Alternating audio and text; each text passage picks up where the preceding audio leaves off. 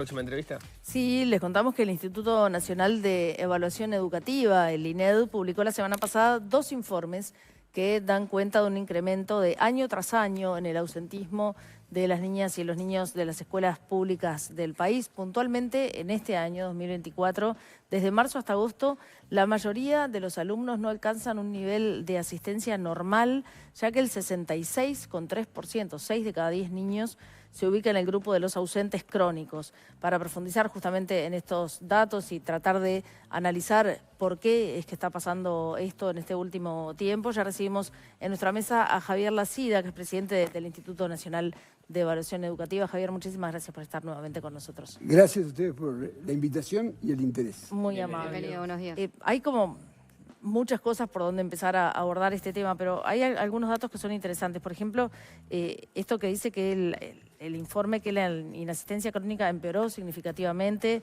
en el periodo último, 2019-2023, que pasa de 46% a casi 60%, lo que sube casi un 30%, que el fenómeno se va acumulando y que muestra diferencias entre lo que pasaba entre el 2019 y el 2023, donde crece este ausentismo de los niños. Una de las explicaciones que se ha hablado mucho es la pandemia, pero entendemos que, de acuerdo a los informes, hay otras. Entonces, lo que nos gustaría saber es cuáles son las conclusiones a las que arriban ustedes después de hacer estos informes y por qué es que 6 de cada 10 niños tienen este nivel tan alto de ausentismo hoy. Lo que pasó es que se agravó un problema que, como bien dijiste, ya existía. En el 2019 eran casi la mitad, el 46%.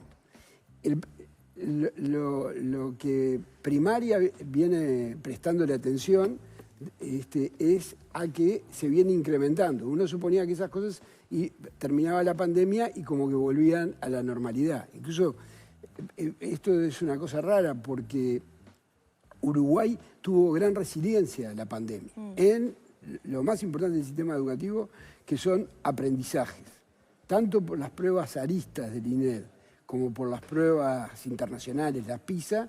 Uruguay no muestra deterioros grandes, importantes, a diferencia de otros países que entraron en crisis de aprendizaje a partir de la pandemia. O sea, mostró cierto grado de deterioro, pero en términos relativos fue menor a lo que se ve en el mundo. Muy pequeño, grave, porque se dio entre los más pobres, y uno de los problemas que tiene graves el sistema educativo uruguayo es la inequidad, la desigualdad. Pero globalmente uno puede decir no hubo deterioro de acuerdo a los datos. En esto sí, hubo deterioro. Claro, los datos no se registraron 2020-2021, se empezaron a registrar el año siguiente y saltaron. Es difícil establecer una causalidad. Uno lo que identifica es una coincidencia, una correlación en el tiempo. En el mismo momento de la pandemia crece el ausentismo crónico.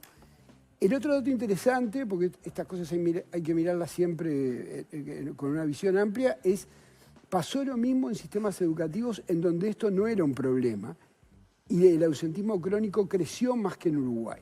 Nosotros profundizamos en 4 casos que aparecen en el informe con detalle: Estados Unidos, Inglaterra y Chile, que es un sistema educativo bastante parecido al nuestro y un país bastante parecido al nuestro. Y en todos hubo, ahí hay que decir la parte llena y la parte vacía del vaso, en todos hubo más ausentismo crónico, más crecimiento.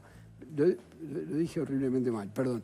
No hay problema. Hubo más crecimiento que en Uruguay, pero en niveles que eran más bajos de antes y que siguen siendo más bajos. O sea, el ausentismo crónico en Uruguay creció menos, pero es significativamente más alto, claro, que en esos países. Entonces, que haya crecido, claro, de 46 a 60, como fue el año pasado, terminamos en un nivel altísimo de más de la mitad de los niños con ausentismo crónico. Y como pasa con todos los problemas, en general en la sociedad y en especial en el sistema educativo, se da desigualmente. Se da más en los de menores ingresos y se da menos Ahora, se dan todos el incremento, porque tampoco hay que ocultar o no mirar lo que pasa en los sectores medios y altos. También se dan los sectores medios y altos. O sea, es un problema general del sistema educativo que requiere respuestas generales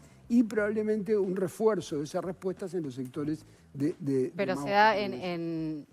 en todo el sistema educativo público y privado, ¿o esto es un problema de la escuela pública? Nosotros tenemos un problema grave en Uruguay que en este periodo se ha empezado a resolver, que es la ANEP es la rectora de la política educativa de los privados y prácticamente no recogía información hasta el año 2020. Ahora empezó, pero esas cosas no pueden pasar de un día para el otro. Entonces, lamentablemente la información es solamente de los públicos. No. Sería, perdón, una frase sobre esto. Sería súper interesante ver qué pasa en los privados. Yo creo que es distinto por información anecdótica, no sistemática, pero bueno, hay que esperar, ya va a llegar. O sea, la inequidad a la que estás haciendo referencia es adentro del sistema público, Bien. que es el 75-80% del total del sistema. No, digo porque si hablamos de la inequidad en términos generales de la sociedad, es importante contemplar cuál es la distancia que hay entre la escuela pública y la privada, o por qué la privada logra resolver problemas que la escuela pública no. Son dos temas distintos y me parece importante señalar la diferencia.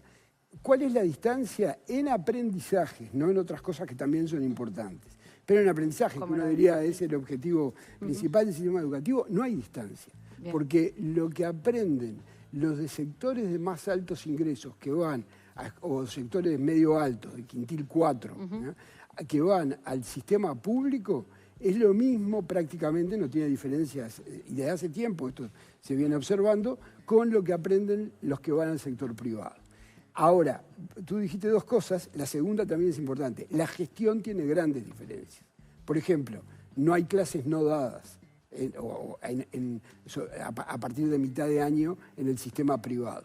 En el sistema público hay, y en un número importante. Por decir una diferencia relevante que termina además incidiendo en el ausentismo, porque una cosa es un ausentismo sobre un número menor de clases dadas y otra cosa es ausentismo sobre todavía un número menor de clases dadas. Cuando hablas de clases no dadas, estás hablando de cuando hay un paro docente. Un paro, cuando se demora meses en designar a un profesor, que es un problema estructural del sistema educativo uruguayo. Pero eso no son las escuelas. Eso es el secundario, sí, es verdad. Quería precisar la definición de ausentismo crónico, que es arriba de 10%, porque me pongo en la gente que está mirando y no leyó el informe, que muy capaz importante. que cree que el 60% no va nunca. No. Y entonces dice, las escuelas están vacías, no va nadie. Por eso, no para minimizar y quitarle importancia, pero Sí, muy importante. se considera que el que faltó el 10% es un ausente crónico. Claro, el 10% de lo que debió, más de 10% más de lo que debió haber ido, en ese caso que es más o menos a agosto del 2024, que es la última medición que hicimos, era algo más de un mes, oscila entre un mes y 2 cada año, depende. Además depende de la escuela, depende del grupo. Medir las clases que se debieron dar es un tema que nosotros queremos encararlo, tenemos en la agenda, pero es complicado. Pero gracias, 10%. Y sobre eso, ¿no? Porque me quedaba pensando, porque también ahí hay gente que falta, de repente se ausenta un mes, o está el que va, falta un día por semana, o falta...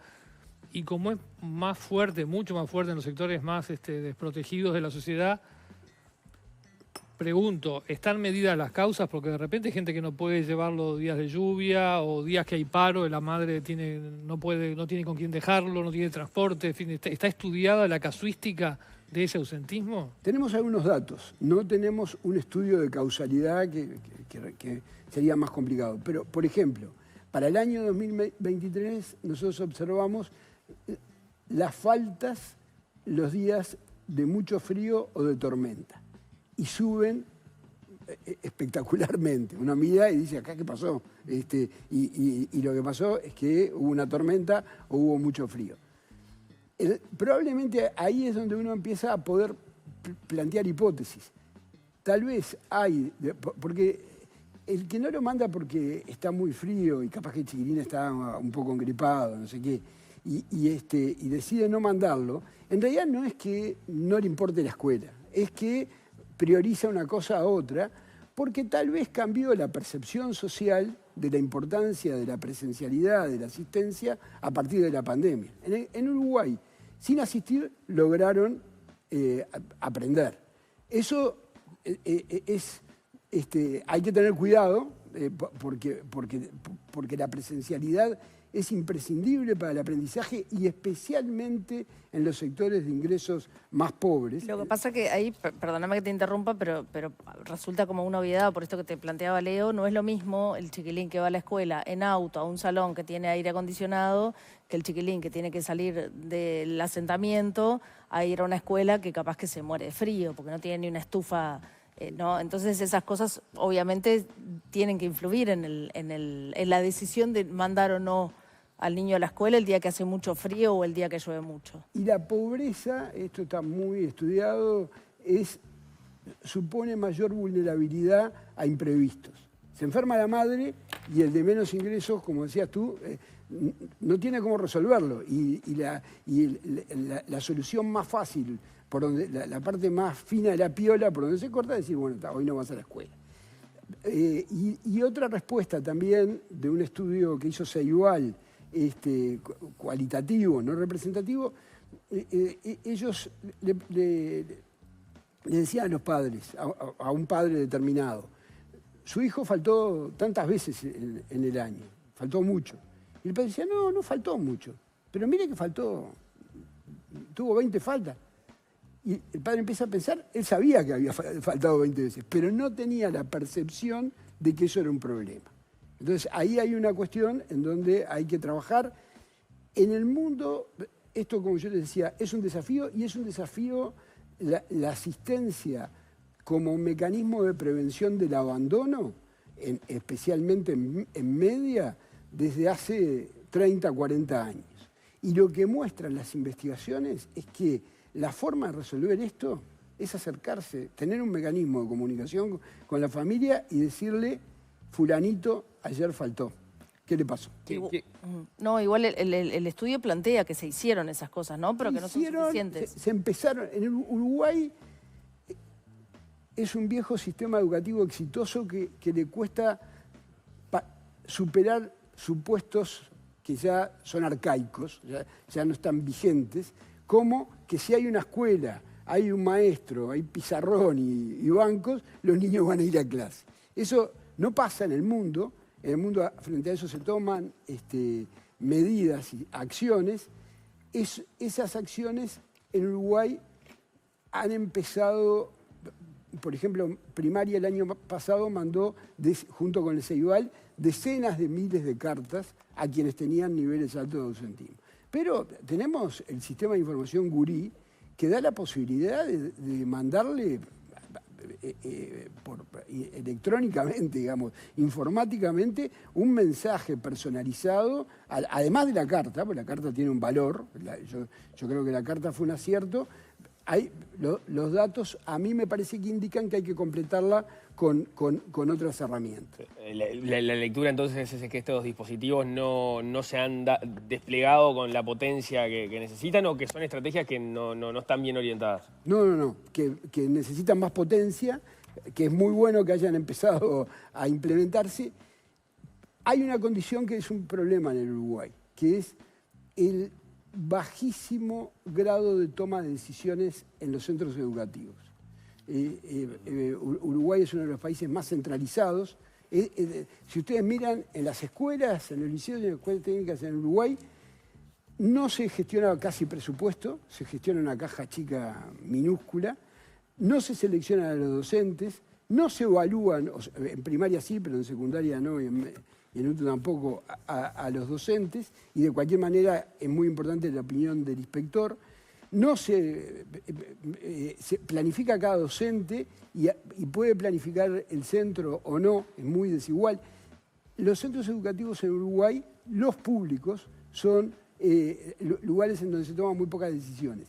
Y la retención y la prevención y la respuesta a la inasistencia, yo estoy convencido que es un resorte local. Es una acción que hay que hacer a nivel local, reforzada por ejemplo, reforzada por información a nivel central. Pero, como dice en la última milla, el contacto decisivo con la familia es del centro educativo. Porque hay un tema que a mí no me termina de cerrar y es, por un lado estuvo la pandemia y es verdad, y uno podía esperar que eso se diera un salto, porque ahí se redujo la presencialidad, pero no solo se dio el salto, sino que se dio el salto y después siguió aumentando, no es que se mantuvo en un nuevo escalón, sino que el problema se ha ido agravando, en un momento en el cual además se han fortalecido algunos dispositivos de alerta cuando los chiquilines empiezan a faltar. O sea, te estás alejando de la pandemia, que era el factor disruptivo, estás generando algunas estrategias de aviso y aún así el problema sigue aumentando. Para eso no tenemos explicación, tampoco incluso tenemos muchas hipótesis, tenemos solamente el dato de que pasa también en otros países. Y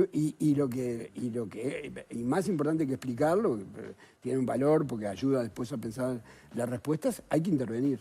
¿Y cómo intervenir? Hay mucha evidencia comparada de cómo intervenir efectivamente. El problema es que tenemos una debilidad y un desafío estructural que es la baja toma. Si yo en la escuela o en el liceo, en los liceos además hay problemas de información. Nosotros queríamos hacerlo en primaria y en media y solo lo pudimos hacer en primaria porque primaria tiene una virtud, una condición muy importante para empezar a resolver esto, que es que tiene buena información, tiene buenos datos.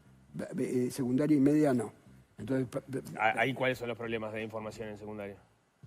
El registro.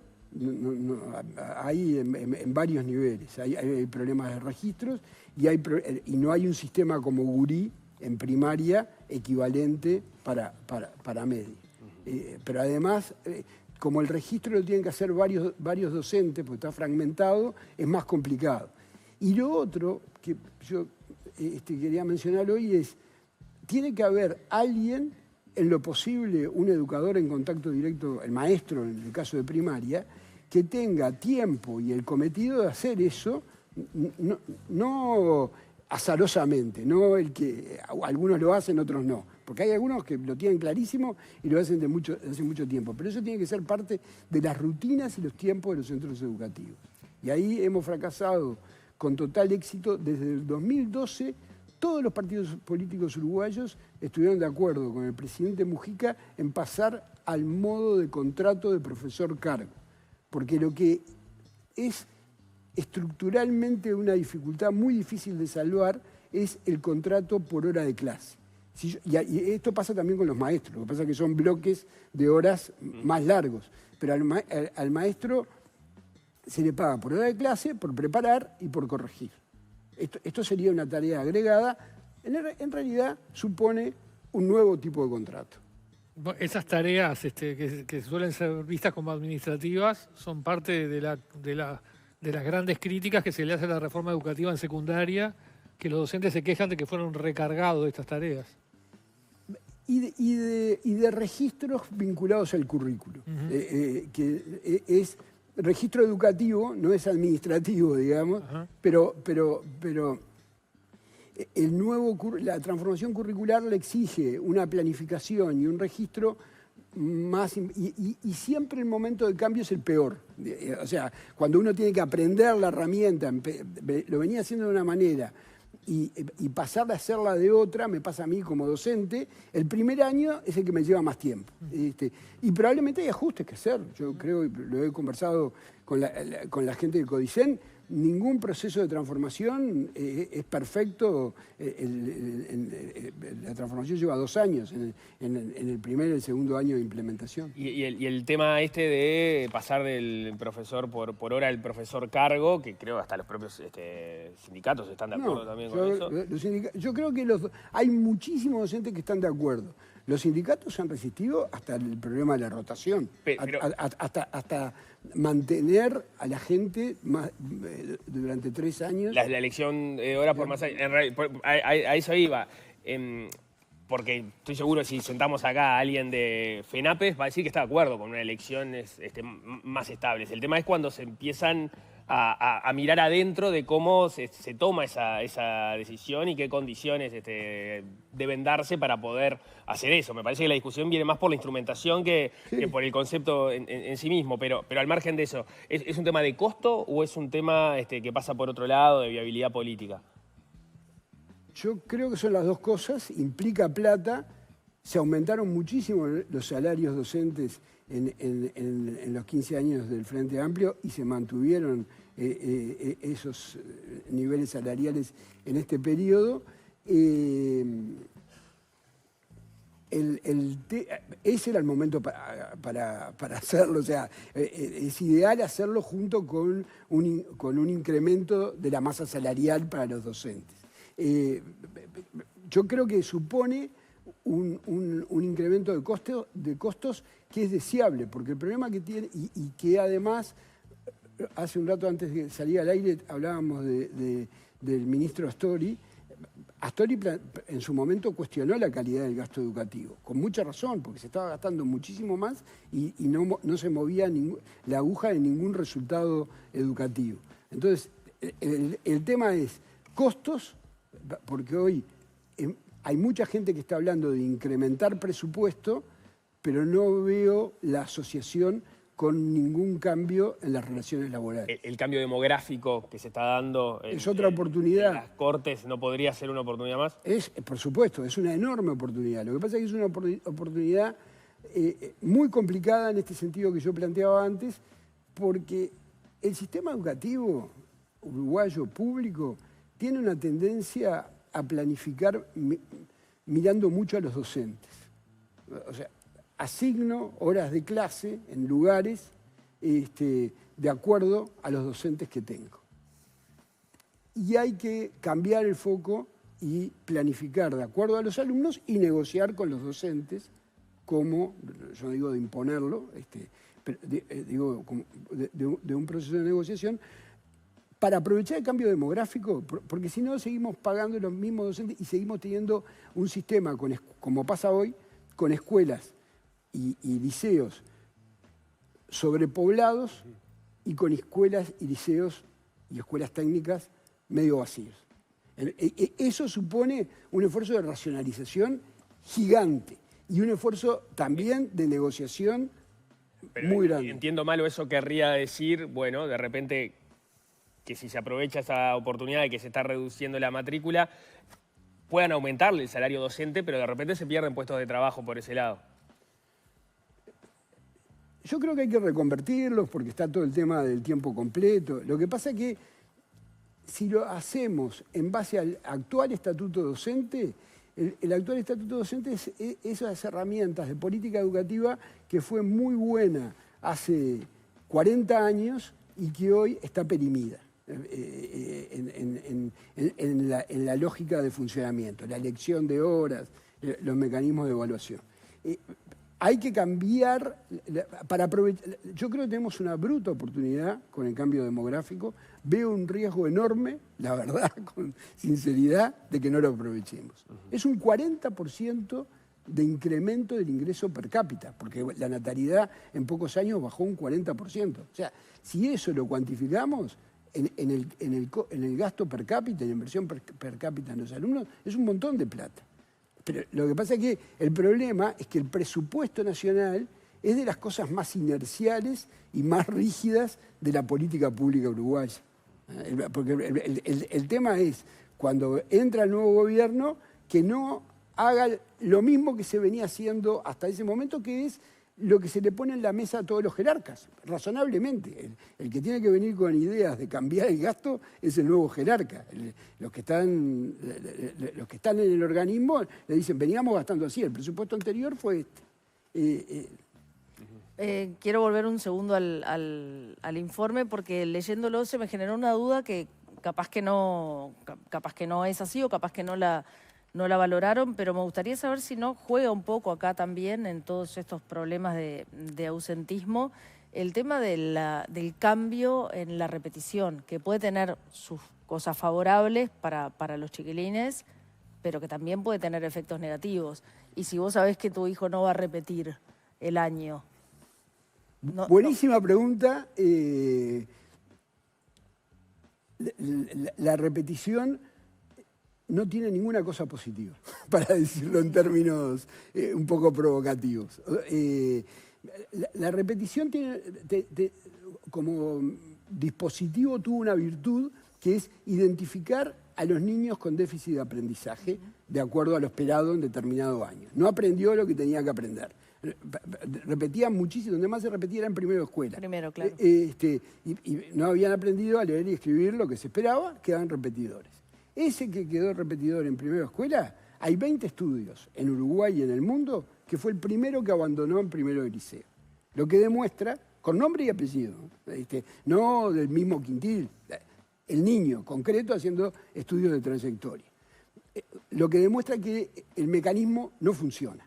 El mecanismo no cumple su propósito, porque si es el primero que abandona, y además abandona con déficit de lectoescritura, quiere decir que aquel problema, se identificó bien el problema, pero no se le dio la buena solución. La buena solución es la que se viene transitando desde hace mucho tiempo, porque tampoco uno tiene que tener cuidado con estos cambios de no tirar al niño junto con el agua sucia, digamos. Es decir, o sea, elimino la repetición y punto. No, tengo que tener algo armado. Eso se ha ido haciendo progresivamente, la repetición ha ido bajando, y yo creo que eso es un muy buen dato del sistema educativo uruguayo.